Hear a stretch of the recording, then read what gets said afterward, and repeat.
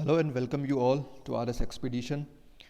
Today's video is regarding Atmanirbhar Bharat, an initiative taken by PM Modi to make India self-reliant in the times of COVID-19 outbreak. जैसा कि Winston Churchill जो कि Britain के पूर्व प्रधानमंत्री थे, उन्होंने एक बार कहा था कि never let a good crisis go to waste, अर्थात किसी भी संकट को आप व्यर्थ में न जाने दें और खुद का सेल्फ डिटर्मिनेशन इतना स्ट्रॉन्ग रखिए कि वो संकट से भी ज़्यादा मजबूत हो। तो इन्हीं फुटप्रिंट्स पे चलते हुए पीएम मोदी ने 12 मई को रात 8 बजे अनाउंस किया कि इंडिया का जो कंबाइंड इकोनॉमिक पैकेज होगा वो 20 लाख करोड़ रुपए का होगा। 20 लाख करोड़ या डॉलर्स में हम बात करें तो 266 बिलियन डॉलर की जो एक राशि है उसको पैकेज के रूप में दिया गया है, जो कि जीडीपी का 10% अमाउंट होता है। अगर हम बेसिकली बात करें कि इंडिया की जो करंट जीडीपी है वो एस्टिमेटेड है 204 लाख करोड़, तो उसका जो 10% है वो नियरली 20 लाख करोड़ वो इस पैकेज के रूप में दिया गया है। हालांकि कुछ लोगों में ये डाउट है कि जो 20 लाख करोड़ का जो पैकेज है ये एक फ्रेश पैकेज है, जबकि ऐसा नहीं है। जो 12 मई को जो घोषणा हुई है उससे पहले भी कई घोषणाएं हो चुकी हैं, उनको मिलाकर 20 लाख करोड़ का एक पैकेज है। जो सबसे पहले जो घोषणा की गई थी वो February 6 को घोषणा की गई थी, जबकि इस समय कोविड-19 का भारत में इतना ज़्यादा इफेक्ट नहीं था। सिर्फ भारत का जो प्रथम केस भी है कोविड का वो 30 जनवरी को रिपोर्ट किया गया था। लेकिन सिंस वी ऑल नो कि उस समय भी भारत की इकोनॉमी है वो स्ट्रेस में चल रही थी, तो उससे उबारने के लिए आरबीआई ने जो ये मेजर्स लिए थे लिक्विडिटी इंजेक्शन के। लिक्विडिटी इंजेक्शन से अगर मैं आसान भाषा में अगर समझाना चाहूँ तो ये है कि मार्केट में जो मुद्रा है, जो मनी है, उसका सप्लाई बढ़ाने के लिए ये मेजर्स लिए गए थे, जो कि 2.8 लाख करोड़ का एक पैकेज था, जो कि जीडीपी का 1.4% अमाउंट होता है। तो 1.4% यहाँ ऑलरेडी डिक्लेयर हो चुका था। उसके बाद मार्च 27 ये दूसरी घोषणा की गई थी मार्च 27 को, और इस समय तक जो है कोविड-19 के काफ़ी केसेस रिपोर्ट हो चुके थे भारत में और इकोनॉमी भी काफ़ी डामाडोल थी।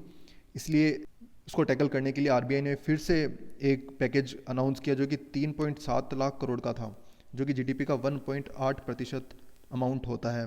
तो ये दो पैकेजेस उस समय तक घोषित हो चुके थे, और इस पैकेज में स्पेसिफिकली इस मार्च 27 के पैकेज में आरबीआई ने जो रेपो रेट्स हैं एंड रिवर्स रेपो रेट्स हैं उनको कम किया।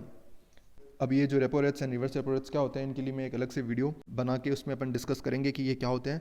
बट बेसिकली इस पैकेज में उन्होंने repo rate and reverse repo rate को कम किया, जिससे कि वही लिक्विडिटी इंजेक्शन का काम हो और मार्केट में मनी सप्लाई बढ़े और लोगों के पास पैसे आने के जो साधन हैं वो बढ़ सकें, ताकि वो मार्केट में जाके डिमांड जनरेट कर सकें।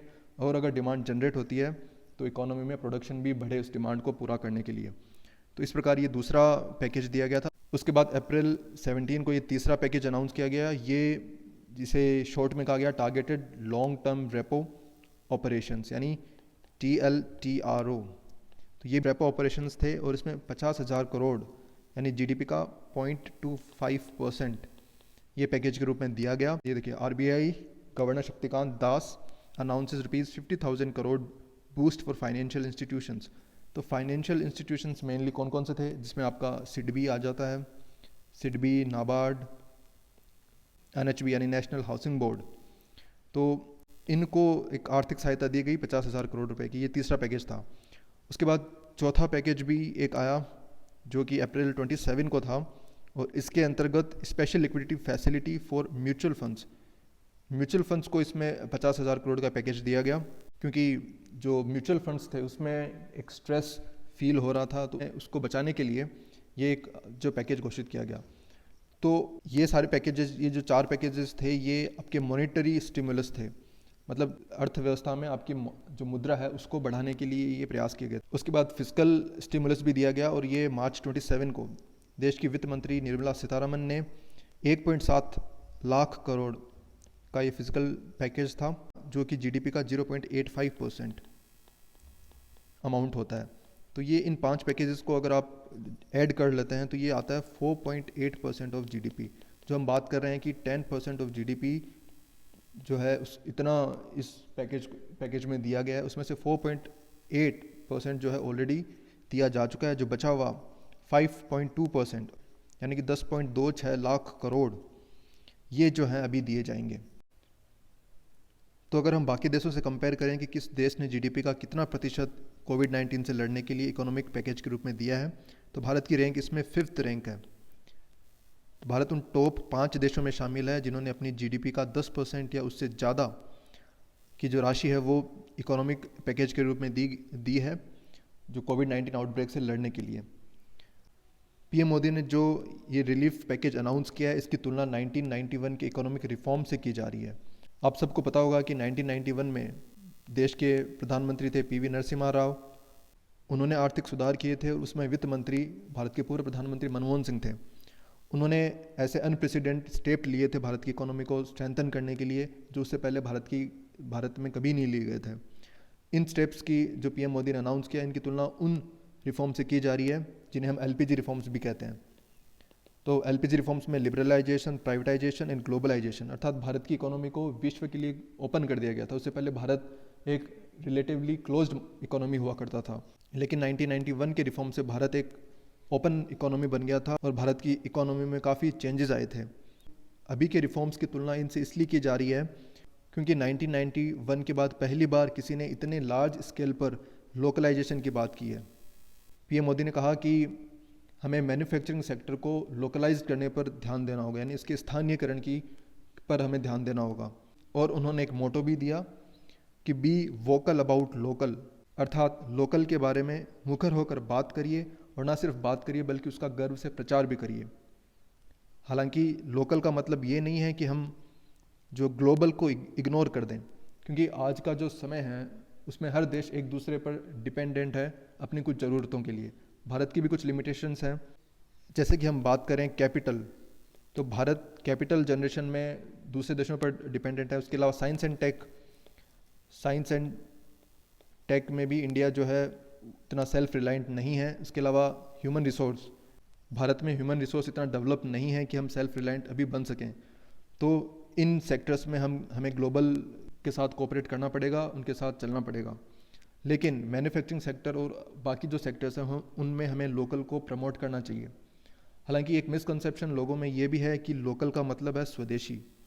तो मैं ये बताना चाहूँगा कि स्वदेशी और लोकल में एक डिफरेंस है। There is a fine difference between swadeshi and local. Local का अर्थ है कि वो सारे ब्रांड्स जिनका प्रोडक्शन भारत में होता है, भले ही वो विदेशी ब्रांड्स भी क्यों ना हों, वो भी लोकल के अंदर इंक्लूड होते हैं। लेकिन स्वदेशी से तात्पर्य सिर्फ उन्हीं ब्रांड से हैं जो भारतीय हैं। इसलिए पीएम मोदी ने लोकल की बात इसलिए कही क्योंकि जो स्वदेशी है ये पिछले कुछ समय से एक स्पेसिफिक पॉलिटिकल आइडियोलॉजी से जुड़ गया है। इसलिए अगर जब भी स्वदेशी की बात होती है तो उस पर राजनीति शुरू हो जाती है। इसलिए पीएम मोदी ने ऐसे गंभीर विषय पर कोविड-19 के समय रिलीफ जैसे एक विशेष और एक महत्वपूर्ण विषय पर स्वदेशी का प्रयोग न करके राजनीति से दूर रहने का प्रयास किया, जो कि एक वेलकम स्टेप है और इसलिए लोकल पर अधिक फोकस किया गया है। फिर हम बात करते हैं 4L रिफॉर्म्स की। पीएम मोदी ने अपने स्पीच में 4L रिफॉर्म्स की बात की। इनमें इंक्लूड हैं फर्स्ट लैंड रिफॉर्म्स, जिनके लिए काफ़ी लंबे समय से मांग चल रही है भारत में। लैंड रिफॉर्म्स, लेबर रिफॉर्म्स के बारे में हमने पिछले वीडियो में देखा था कि लेबर जो लॉज हैं उनको सस्पेंड किया गया ताकि प्रोडक्शन बढ़ सके, इन्वेस्टमेंट बढ़ सके और लोगों को जो माइग्रेंट लेबरर्स हैं उनको जल्दी से जल्दी एम्प्लॉयमेंट उनको मिल सके। उसके अलावा लिक्विडिटी है कि मार्केट में जो लिक्विडिटी है, तरलता है, मनी सप्लाई है, उसको बढ़ाया जाए ताकि लोगों के पास पैसे आने के साधन बढ़ें और जो है वो डिमांड क्रिएट करें। उसके अलावा लॉज के बारे में अगर हम बात करें तो हमारे सिस्टम में ब्यूरोक्रेसी के अंदर काफ़ी ऐसे लॉज हैं जिनका आज कोई रेलेवेंस नहीं है, फिर भी वो वहाँ पे प्रेजेंट हैं। उनको हटाना बहुत ज़रूरी है ताकि इकोनॉमिक एक्टिविटीज़ फास्ट हो सकें। इसके अलावा जो रेड टेपिज्म है यानी लाल फीताशाही, जो ब्यूरोक्रेसी में जो करप्शन है, उन्हें भी दूर करने का अब समय आ चुका है और उनमें भी अब रिफॉर्म्स करने की काफ़ी आवश्यकता है। उसके बाद अगर हम इन 4L रिफॉर्म्स पर अच्छे से काम कर पाए तो जो 5 पिलर्स हैं, सेल्फ रिलायंट बनने के जो 5 पिलर्स हैं, भारत को सेल्फ रिलायंट बनना है तो इन 5 पिलर्स को स्ट्रॉन्ग होना बहुत ज़रूरी है। कौन कौन से वो पिलर्स हैं आइए देखते हैं। तो पहला एक इकोनॉमी, अगर जीडीपी की टर्म्स में बात करें तो जैसा कि टारगेट है $5 ट्रिलियन इकोनॉमी का, वो हम पूरा कर सकें। दूसरा है इंफ्रास्ट्रक्चर, भारत एक ऐसा इंफ्रास्ट्रक्चर डेवलप करे कि वो भारत की एक पहचान बन जाए। उसके अलावा सिस्टम में हम कह सकते हैं टेक्नोलॉजी का उपयोग करें, डिजिटल इकोनॉमी की ओर आगे बढ़ें और साइंस एंड टेक का यूज़ करके सिस्टम को हम फुल प्रूफ बना सकें।